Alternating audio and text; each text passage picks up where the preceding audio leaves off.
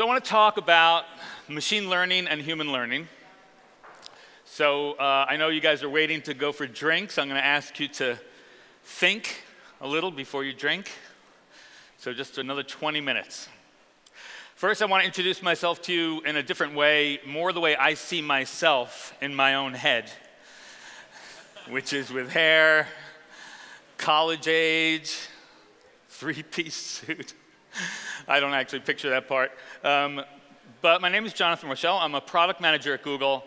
I helped to co-found Google Docs and Drive. Back in 2005, we started the project. I moved on from there to focus on Google Apps for Education. That's what I do now, G Suite for Education.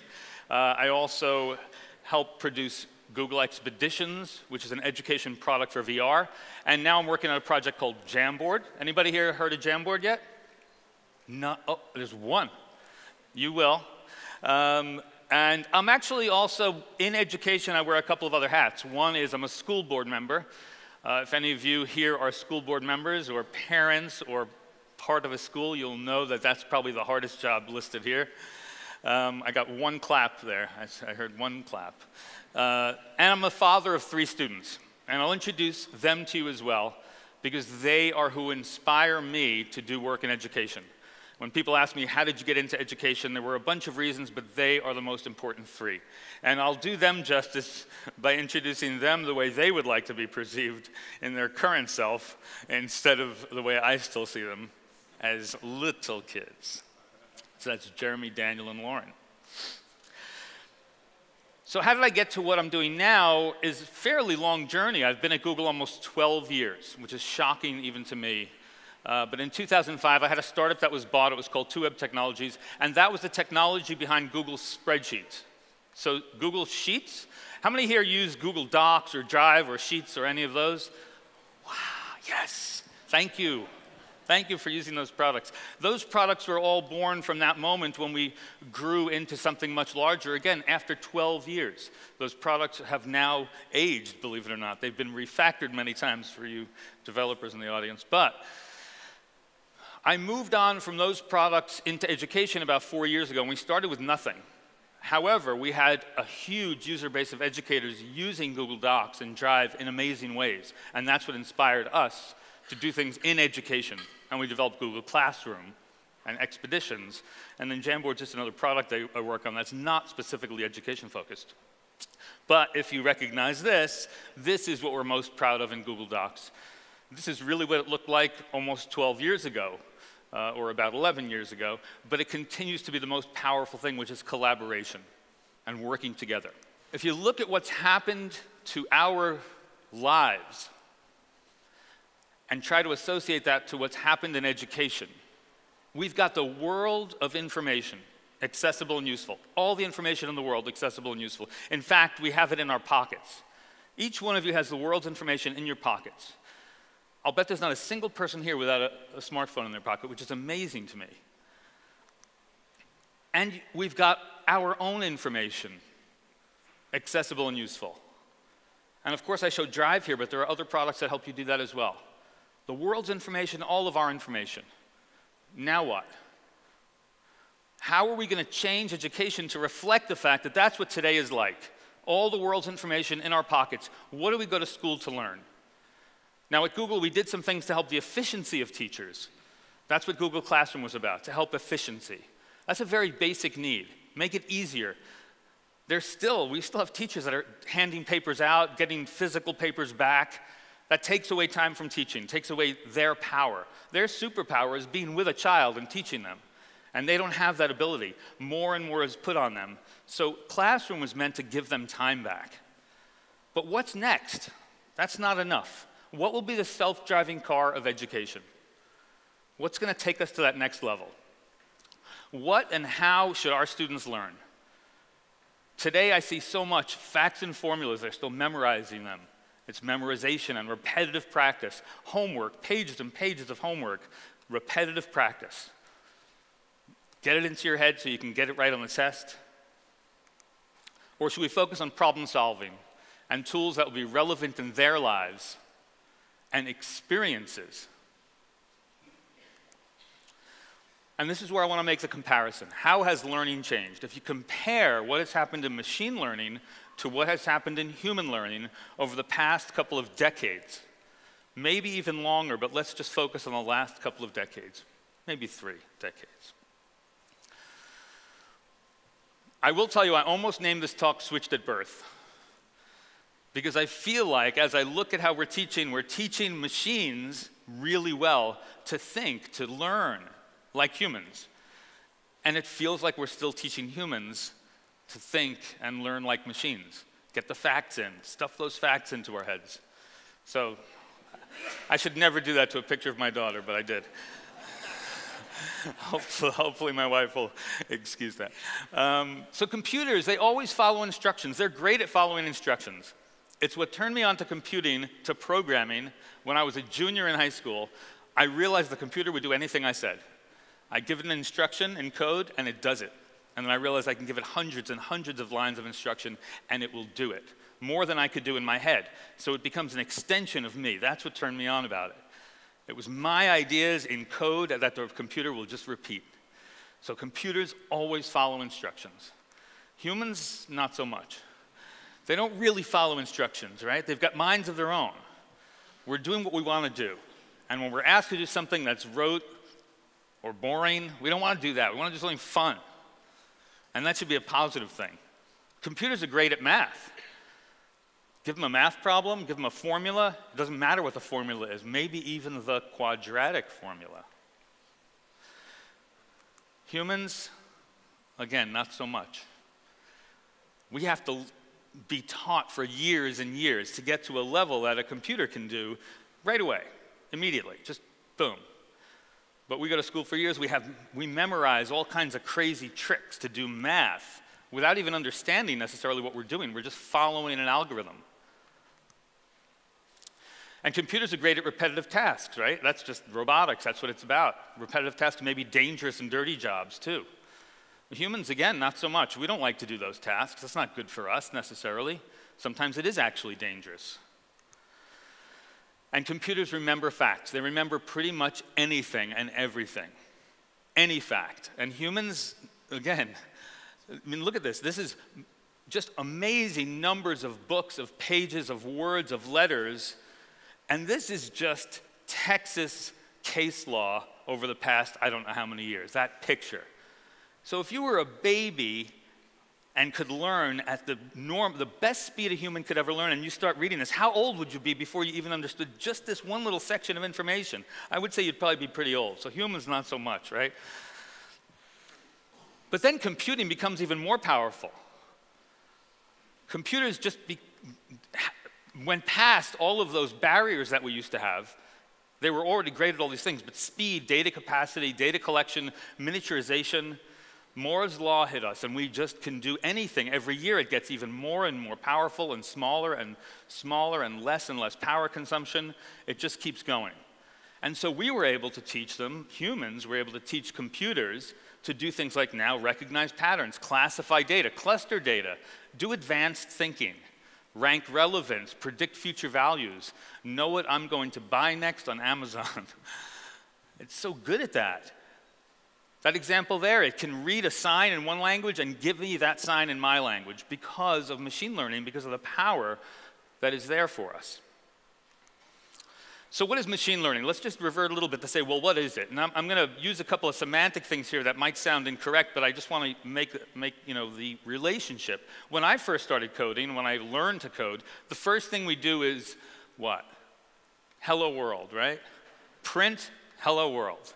And when you see that on the screen, it's like, oh my God, that was amazing. I did that.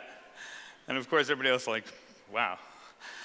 So we hard-coded it, and then we move on to something that's a little better, that's data-driven. I remember when I realized that I could drive my code off data, it was really an amazing moment for me. I could have information driving the instructions given to the computer. So I could gather information, and that would drive what the computer does. And the most interesting test I ever took in college for my computer science degree was one in assembly language where the answer was that the line of instruction given to the computer was changing that line of instruction given to the computer. And it blew my mind. I don't need psychedelics. I was hooked. That was like amazing to me. And that's really important actually to remember over this progression. So hard-coded, then data-driven coding, then AI. Now I'm using a semantic thing here that's not really correct. I'm using artificial intelligence as this mid-step, very important step, different than machine learning because that's what we used to call it, artificial intelligence, before we called it machine learning. And artificial intelligence was the next step, and it was many, many rules given to a computer based on experts. So you get an expert that knows something, and you give it to the computer, and the computer now knows it. So you could feed many experts into a little box, a smaller and smaller box, maybe even in my watch. And the next step is now machine learning. A lot of overlap with artificial intelligence, but now the machine can learn. And what does that mean? Artificial intelligence, the way I've got it here, is making the machine appear intelligent. It knows so much. It's like an expert. I have an expert there. Machine learning is machines that can learn, and that's different. So let's look at artificial intelligence. This is Joel Benjamin. Hopefully a few of you know who Joel Benjamin is, but you probably don't. You probably know one of his most famous students. He's a grandmaster chess champion. And back in the 90s, he was the expert that IBM hired, along with a few other experts. He's the one that I found, that helped teach Deep Blue chess. Now, Joel Benjamin couldn't beat Kasparov, but he could teach Deep Blue to beat Kasparov because he could get all of his expertise and his partner's expertise into the rules that drove the code that would beat this other grandmaster champion. And Deep Blue had a huge milestone in 1996, beating the human chess champion for the first time ever. That was a huge moment in artificial intelligence. Anybody in that community will say that was a magic moment. 1996. 20 years later, which actually is a short period of time, because people said it would take decades, a computer algorithm and many, many cores were able to beat the first human Go champion. AlphaGo, the algorithm from the Google team, beat the first Go champion. Anybody here play Go? Wow, it's really not a popular game here. If I ask this question and say Japan or Korea, probably the whole audience would raise their hand. It's amazing. I just started learning. It's impossible. I am so stupid. But machine learning has progressed in those 20 years. Now, it beat Go. But we have to understand, well, what's the difference between chess and Go? Why is that so different? Well, let's look at the complexity difference between chess and Go. If we look at these two dots, the size of these dots represent the complexity between chess and Go. That dot on the left of chess doesn't even deserve 1 pixel on that big screen. It's so less complex than Go. To put it another way, the number of moves in a game of chess, the number of possible moves, equals the number of atoms in the human body, which seems impossible. But I've asked other experts, and they've said, you know, it's really actually true. So we only have like 16 atoms, apparently, in our body. No, a little more than that, but a lot. The number of moves in a game of Go that are possible equal the number of atoms in the whole universe. That's the difference in complexity. So the 20 years now is starting to look shorter, right? It's like, wow, we now have a computer algorithm that can learn how to beat a Go champion with that many possible moves. Now, there are many flavors of machine learning, and this is not the place to get into the depths of it, but I just wanted to introduce them. Supervised learning is fairly simple, very short examples. You tell the computer very quickly, is that right or wrong? Is it right or wrong? Is it right or wrong? And it learns from that, and then it can apply that. Unsupervised learning is recognizing patterns. And then reinforcement learning is probably the most complex. And that's where you recognize an end state that's much longer to get to, and then you can look back and say, how did I get to that end state? Was it right or wrong? Was it positive or negative? And in all these things, you need a lot of data, a lot of examples, a lot of experience fed into the computer. Everybody says when the computer's working its hardest is when it's training, not when it's actually playing, whether it's the game of Go or something else. It's the training where this thing is just heating up. So Gmail spam is a good example. It's called a feed-forward neural network. Who cares what it's called? It gets rid of my spam. And it gets rid of 99.9% of my spam. And you know how? You know who I have to thank for that? All of you. Because when you get spam, you say, click spam. And you help teach the computer that email, the pattern in that email is spam. Thank you for helping me. Gmail Smart Reply. This was actually, I didn't think I could talk about this, but it was announced this week at Google I/O, so I can talk about it. And this is actually a very relevant example. Smart Reply helps me answer, I'll just call it with one hand on my phone. When I have a quick answer and somebody sent me an email instead of a text or something, I can just do a quick answer. It recommends, well, what might I answer? I'm me, it knows, my pattern of communication. And this is going to be really funny. I hope Eva is here. This is a note I got from one of the people who coordinates this amazing event. And she says to me yesterday, hey, Jonathan, any update on your presentation? You're supposed to give the presentation days in advance. Where's your presentation? She asked me yesterday. And Smart Reply said, oh, here's 3 possible answers. Yes, I'm working on it, or I don't think so. Guess which one I pressed? All of a sudden, my presentation is going to end because I never finished it. No, I did. So, speech recognition is another one. How many people here spoke to their phone today? Raise your hand if you spoke to your phone today. So, a decent number of you. I speak to my phone almost every day, at least once, just because I can't get to the 2 fingers. I'm not a good typist. I try to talk to it. And it's really useful. That's one of the things that the phone has become really good at. A deep recurrent neural network. Who cares what it's called? It understands me, and it can transcribe much better. Google Photo Search is another great example. Searching personal photos. I put all my photos now in Google Search because it has helped improve my life. I don't care that it's called a deep convolutional neural network. It helps improve my life because I can now search for pictures of my daughter on the beach, and I don't have to tag anything.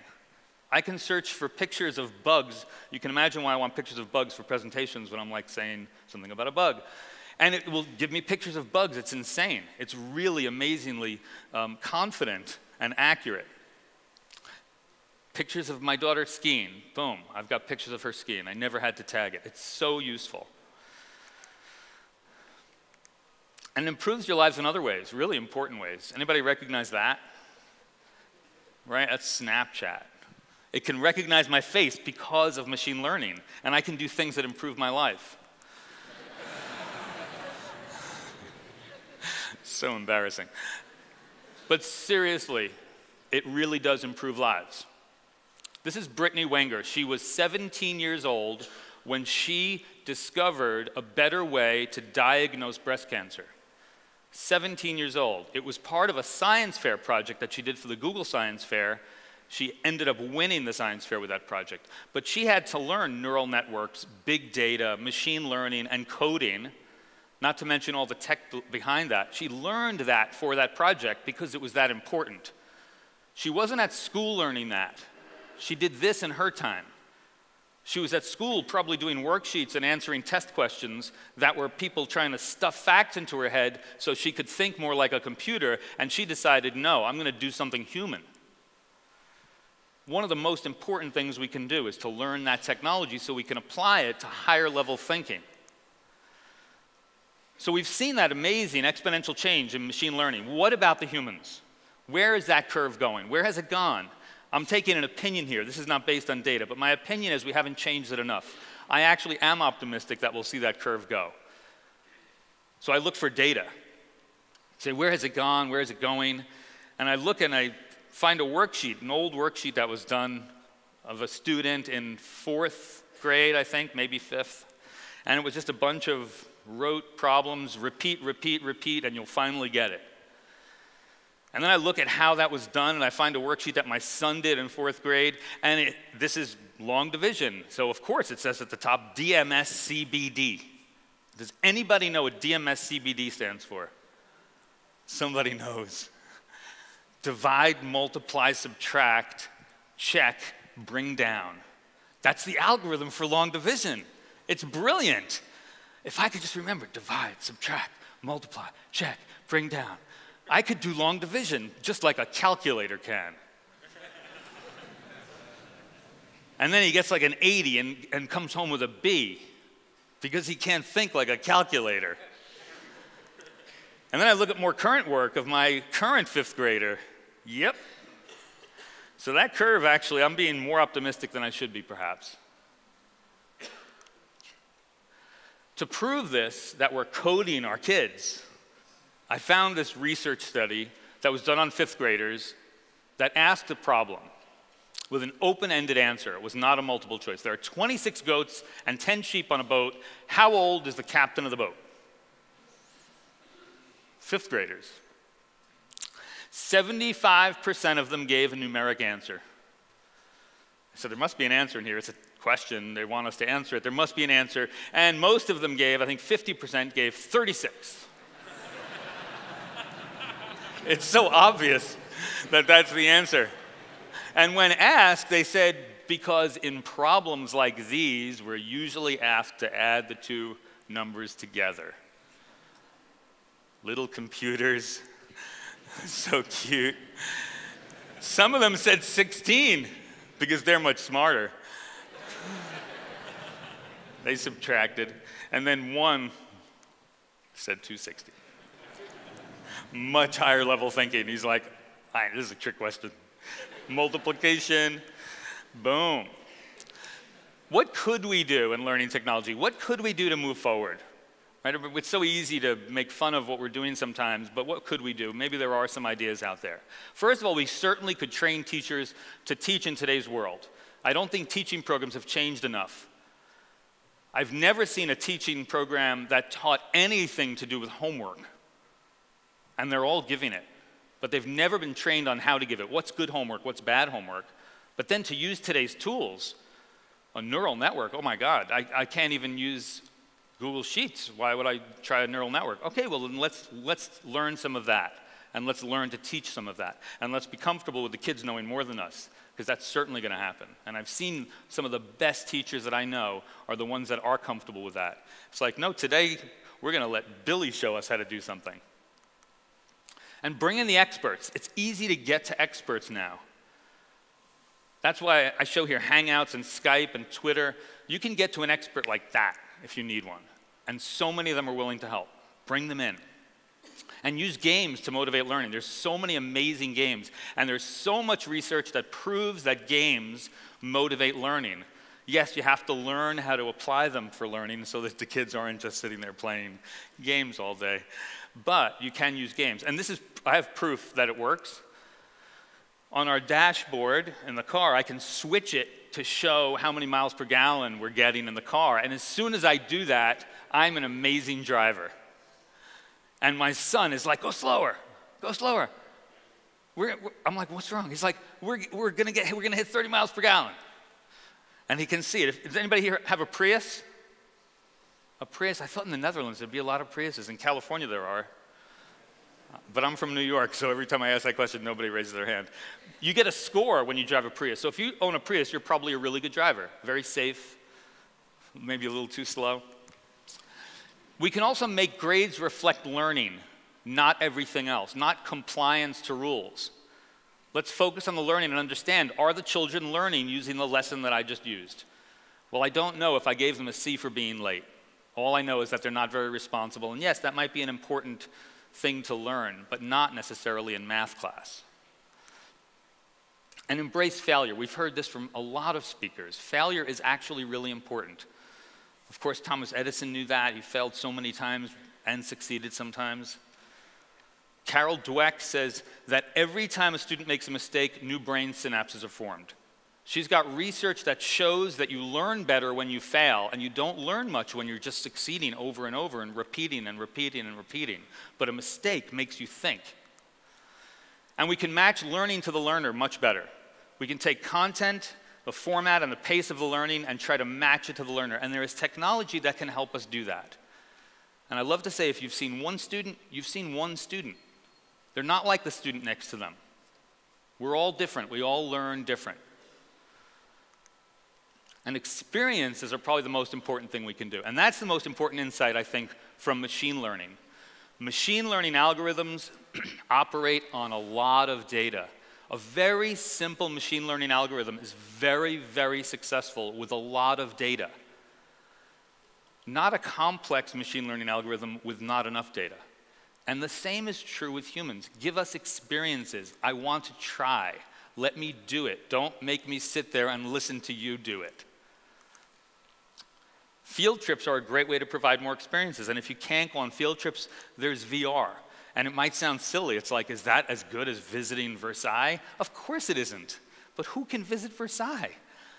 Of course that class in Kansas can't, or that class in Amsterdam. They can't. They won't get there. So at least let them try. And then you get responses that are like that. Like a really amazing engagement. It's fun, and it's fun over and over. It's not even just fun once. It doesn't wear off very easily. It's actually really exciting, and there are hundreds and hundreds of experiences on Google Expeditions that you can download it to your phone now and at least see it yourself, even if you don't try it in cardboard. It's an amazing thing. If you all download it right now, my presentation is going to stop. No, I'm just kidding. And you can learn technology as a tool to solve problems. There are so many advanced technical tools now that are within the reach of us, in developers' hands, even end users. TensorFlow, the natural language APIs that are there, Cloud Vision API to do the same things in your app that we do in Google Photos. Big data products, really powerful data analytics. There's amazing things. And it's all accessible. We just don't know about it, and we're not learning about it in school, and we should be. I'm going to give you one last example. This is called the Perspective API. And I think you can find it at perspectiveapi.com. I'm not sure, but this was done by the Google Ideas team. They're not called that anymore, but that team had a very broad goal of improving the world in many ways. And one of the things they were trying to do is to reduce the toxicity of online engagement. What they were finding was that some of these really strong journalistic platforms, and whether it's journalistic or just publishing, a place where you could engage with other people, but the toxicity was killing it. It was making it really bad, and people were turning off those online forums. And I'm sure you've all seen this on YouTube. Maybe the New York Times site had this problem. Wikipedia had this problem. And so they tried to solve this to try to engage people again and say, we can engage in constructive dialogue. Let's come up with an API that will judge the toxicity before somebody presses go. They can see whether it's toxic.